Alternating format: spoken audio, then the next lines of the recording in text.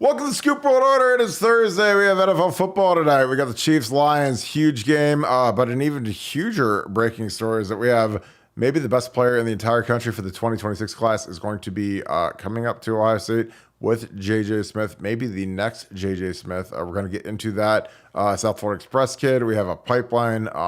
Very excited about this kid coming up, so we're going to break that down. What do we expect to see change for the Youngstown State game? We're going to get into that a little bit. And we're just going to keep taking your questions and grinding along. As always, we're very appreciative and thankful for you guys. Thank you guys for growing this channel. It is growing at an astronomical rate. Again, the content, we're pouring it out for you guys. We appreciate you guys. If you guys want the best companion that there is for your NFL and college football season, join BuckeyesScoop.com. We're going to have a huge game there going tonight for the Chiefs-Lions game. We have betting threads. We have a lot of really great information. Our game threads are absolutely incredible. So we'd love to have you guys join us in our Buckeye Scoop family. So join BuckeyeScoop.com. Send it. And if you remember, send it to your friends, your family, all your Buckeye cohorts. We need everybody because the more the merrier, the better it gets. As always, shout out where you guys are watching from. Again, we appreciate seeing where you guys are at. Again, we got a lot of Florida, California, Texas, Georgia, Ohio, obviously, all over the country, Europe, Asia. Appreciate watching, seeing where you guys are watching from, as always. If you enjoy this content, please click like. Those are huge for us. Click subscribe, send it to your friends and have them subscribe. And then also click that little alert bell so you can see when we go live. With that being said, I'm going to get right to my good friend, Nevada.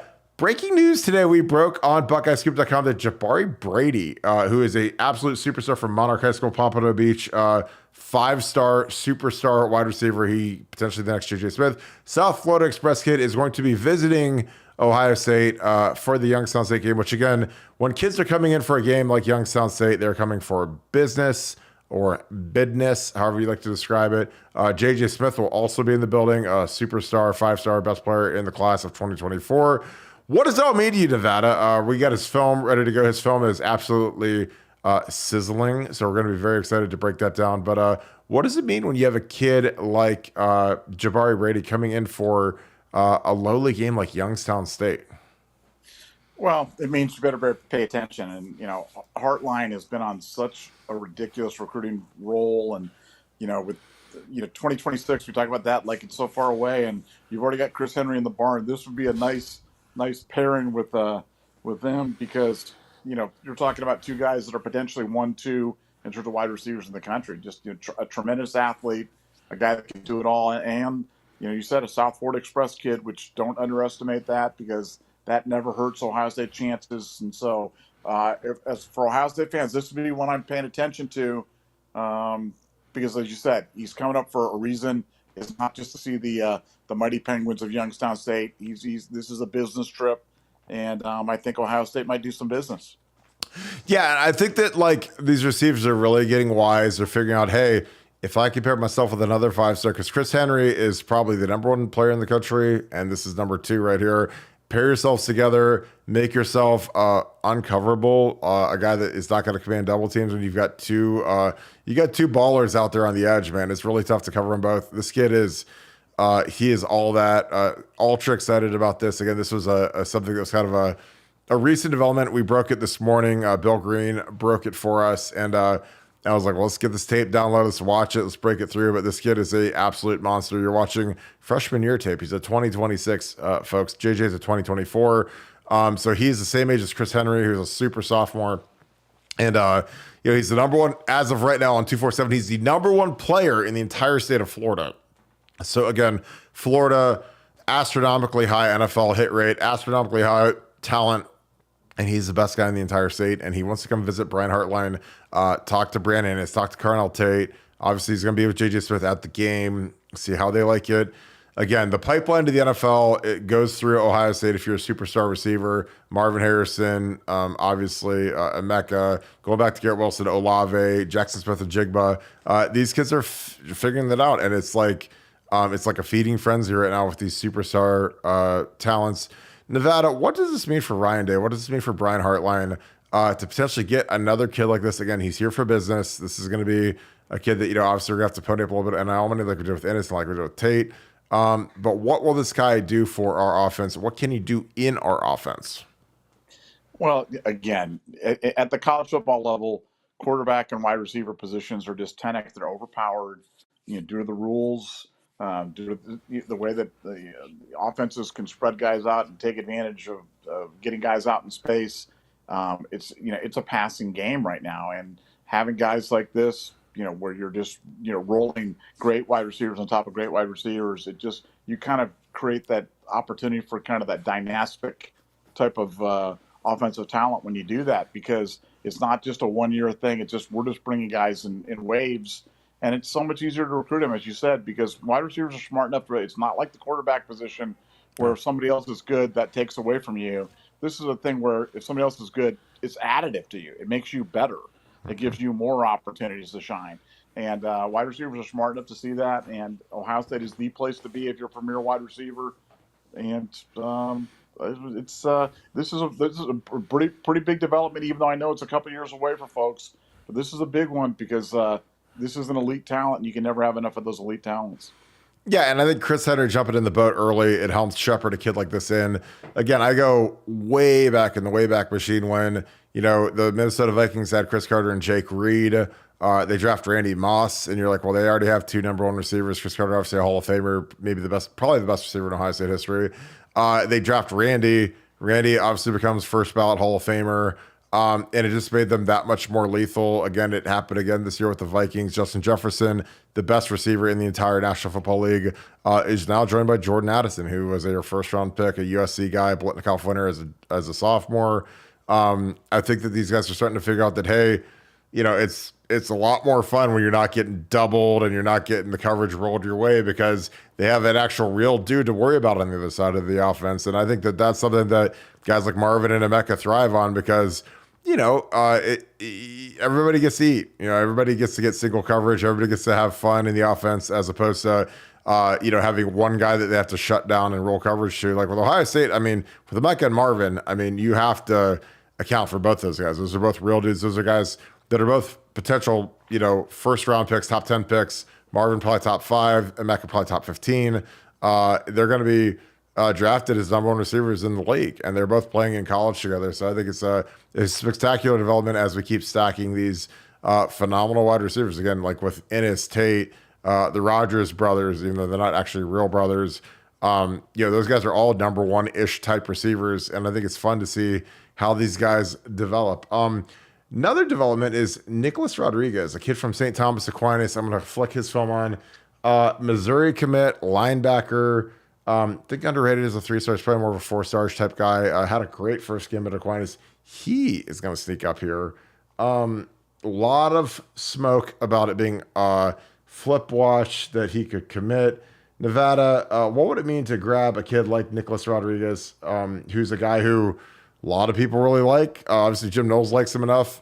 He thinks enough of Ohio State to get up here and come take a visit, which, again, if you're Missouri, he could tell Missouri, oh, I'm just coming up to hang out with my buddies, my 7-on-7 South Florida Express teammates. But if you're Missouri, if the supermodel, the 10 out of 10 chick walks past you and wants to take you like Ohio State is, it's probably not going to end well for Missouri. But what are your thoughts on Nicholas Rodriguez visiting? Obviously, he plays for maybe the premier program in the entire country, dynamic player. But your thoughts on potentially adding a linebacker who I think is underrated as a 3-star, but he's a Missouri commit? Definitely underrated kid, and this is definitely commitment watch. I think Ohio State feels that way. I think the people close to him feel that way. So I think this is definitely a kid that could definitely be part of the class. And look, Missouri puts out football players just like everybody else. And, when I watch the tape, it's hard for me to notice the differences between a 4-star kid like him and a 5-star kid. And he's certainly not a 3-star kid. I mean, he plays at a high level school, and plays, terrific. And this kid is 4-star all the way.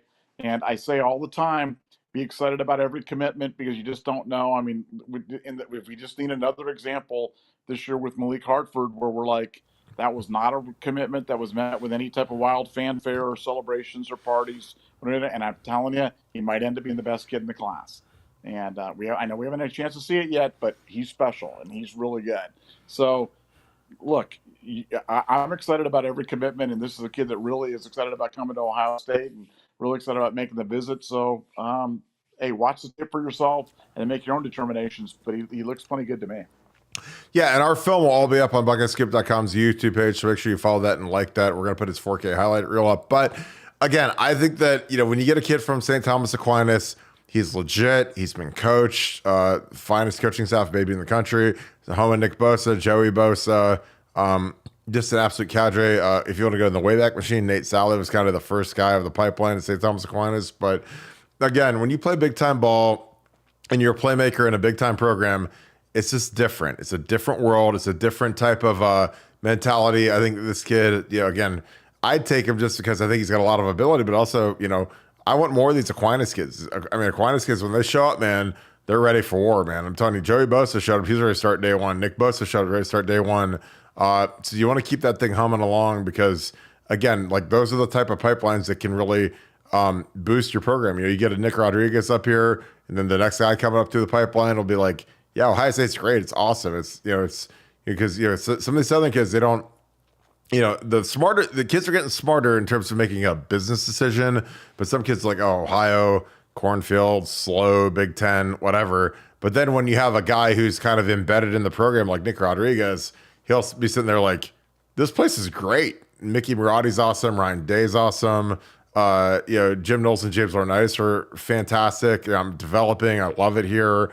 That's kind of like your ultimate weapon. Again, like with Aaron Noland, Jelani Thurman being up here and absolutely loving Ohio State. That was one of our biggest catalysts to getting him to commit here. So again, I think that when you have superstar level programs like St. Thomas Aquinas, like Bosco, like some of these, if you get these kids in the boat, man, it is a great add to the program. Again, this kid, he's got a lot of ability. He's just scratching the surface. I think he can do a lot of things for the program. And again, I think that it's just going to be fun to watch how this recruiting stuff happens. Because again, the biggest thing you have to take note of, if you're just a casual Ohio State fan or a hardcore Ohio State fan or whoever is tuned into this podcast, our Buckeye Scoop family, is that when kids are showing up on their own dime for an unofficial visit to Ohio State when they're playing Youngstown State, you really have to take note of that. I mean, they're not coming up for the Penn State game. They're not coming up for, one of the marquee matchups, the matchup games of Notre Dame, the Michigan. They're coming for Youngstown State. So, again, get your pencil out. Get ready to chalk up another commitment to Mark Pantoni, Ryan Day, Jim Knowles, James Laurinaitis. Again, I think this kid is absolutely on flip watch. I think that, if he's coming up here on his own dime, this is a business move. This isn't a screw around and go hang out. Like, I mean, he's coming to talk business to these guys. And again, I'd love to add this kid. Again, Aquinas kids, I'm near and dear to my heart because I was very tight with Joey Bosa, very tight with Nick Bosa. And there's just something about these kids where they show up, they're ready to go and ready to ball out. So Nevada, as we keep grinding through the season, we're heading into week 2 against Youngstown State. Obviously, Indiana, very, very close to being a 37-3 game. Obviously, the McCord draw, he cuts the right way. There's the touchdown. Marvin, obviously the touchdown that the Big Ten has now ruled shouldn't have been called back. That 37-3 score looks a lot more pretty than 23-3.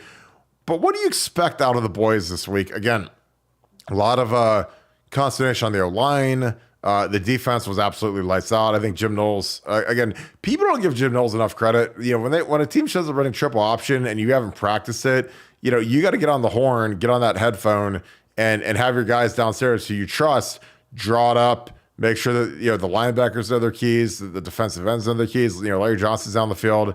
I mean, the triple option can be a nightmare. In 2014, when we were the best team in the entire country, won the national championship, Navy ran for 370 running the triple, and we had 6 weeks to get ready for it. So when Indiana shows up running that, you're like, oh god, I got to get my defensive end to tackle the dive, and I got to get my my outside linebacker to take the quarterback, and I got to get my force player to take the pitch. Like, doing that on the fly is something that's extremely difficult, and we did it almost flawlessly. And I don't think that we get enough credit for how well our defensive staff communicated that and got it all shut down. But what are you looking for this week out of Ohio State versus Youngstown State in week 2 in the home opener? Well, I think one of the biggest things coming out of the Ohio State camp this week is what I kind of expected coming after the Indiana game, that it was going to be fire and brimstone and a lot of soul searching and a lot of, and it really wasn't that way. I mean, it was really teaching, spending some time on fixing some little things, because it was a lot of little things that became bigger things for us. But we were a lot closer to being pretty good against Indiana than we might have thought in first review. And it was some little breakdowns, it was some little mistakes, it was a lot of little things that can be cleaned up. And the players are confident, the coaches are confident. There wasn't a lot of consternation this week, and that was one of the biggest takeaways that I had about the preparation, is that it was there's a lot of confidence in the Ohio State side that they can clean some things up. We've talked about this on the offensive line, how they by design had moved guys up and down the depth chart and around in two fields, and left tackle, right tackle, center, guard, first team, third team, and they did that all fall camp. And one of the first casualties of that is cohesion. So this week, chance for those guys to get it. They had a chance to play, 60, 70 snaps last week. Now they're back together again. And I think you're going to see a much tighter type operation, not just because it's Youngstown State and not just because they're overmatched, but I think this has been a good week for Ohio State in terms of kind of refocusing those things on what they need. They know what they need to do, and just a nice, quiet, controlled week of practice. And that's always nice to hear. I think that, something you can flip, like with the inverse of the entire offensive line, is that going into the season, I mean, Matt Jones and Donnie Jackson are expected to be the absolute strength of the offense outside of Marvin and Emeka, and neither of them played well. And I'm telling you, I don't think that is going to be a long-term thing. I think they're both prideful kids. They're great kids. They're tough kids. They're kids that, frankly, are playing for their NFL lives. I mean, Donnie Jackson is in every first-round mock draft that's put out by ESPN or any other outlet, and Matt's a 6-year guy, and frankly, if you're a 6-year guy, you should be like the butt kicker on the line. And then Donnie, who's the most talented guy by far on the offensive line in terms of his strength, his athleticism, his speed. I mean, even his career starts. I mean, he's played a lot of football for us. He should be the dominator up front, more so even than Matt. But they both didn't play well. So I think that this week the script will flip. I think they're both going to play very well. I think that they're going to be mauling inside. I think that Justin Fry and Mike Saline are both big-time combination block guys. I think that they realize that, some of the flipping that they did during camp was detrimental to the development. I think sometimes when you're obsessed with getting people reps, you don't realize how much it hurts the chemistry building that you do between guys. Again, I started for 4 years at Ohio State, and I played with Mike Nee, who was a great right guard, and then I played with TJ Downing, who was fantastic, and I played with Ben Person, and I had good chemistry with all those guys, especially with TJ. Obviously, with Ben Person, I was an All-American. So you have to figure out how guys fit their double teams, how early they leave, how much they leave you. And again, you're coaching each other on every double team block, every combination block when you're working together. And I think that was something that was not really, done as high of a level due to the amount of transition during camp. Again, you have to remember when we opened camp, Josh Fry's at left tackle playing next to DJ. You had a multitude, 3 or 4 different right tackles playing next to Matt Jones. So, again, these guys are still figuring each other out. Again, I think that really good offensive lines coach each other. And again, it doesn't always have to be, roses and ice cream. With me and TJ, again, one of the best guards in Ohio State history, tough as nails, bad dude.